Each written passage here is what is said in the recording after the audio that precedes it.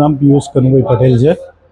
આજરોજ સાંજે ફાયર બ્રિગેડના માણસો દ્વારા રોડ ઉપરના ઝાડ એટલે દર ચોમાસા વખતે અમે ઝાડ કપાઈએ છીએ અને જે ઘરની પરમિશન લઈને જ કપાઈએ છીએ જેથી કરીને ચોમાસામાં પવન ને વરસાદ પડે તો દુર્ઘટના ના થાય. તો આજે સાંજે ફાયર બ્રિગેડના માણસો મારી ઘરે પહેલાં ઝાડ કાપ્યું.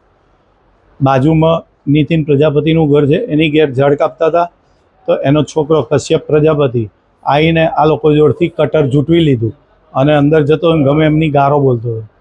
તો મેં એને કહ્યું કે ભાઈ ગારો શું લેવા બોલે છે, કાપવા દે ને, તારા દાદાએ તો કહ્યું છે ઝાડ કાપવાનું.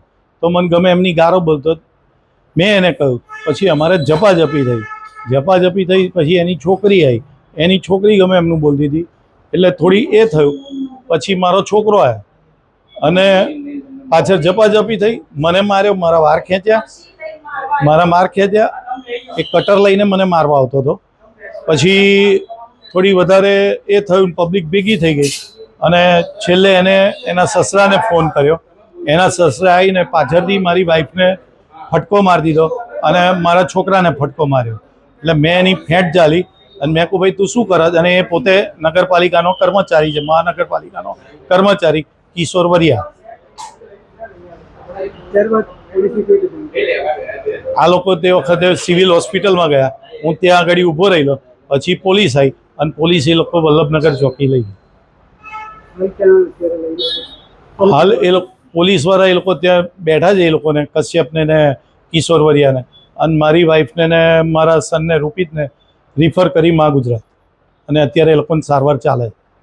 My school is one such future-ready school where I understand each and every concept taught in the class and don't rote learn, where teachers don't just use books and blackboard to teach but use new ways of teaching and learning like audiovisual learning, activity-based learning and group activities which enhances my conceptual understanding. My school also teaches coding, which is an important 21st century skill.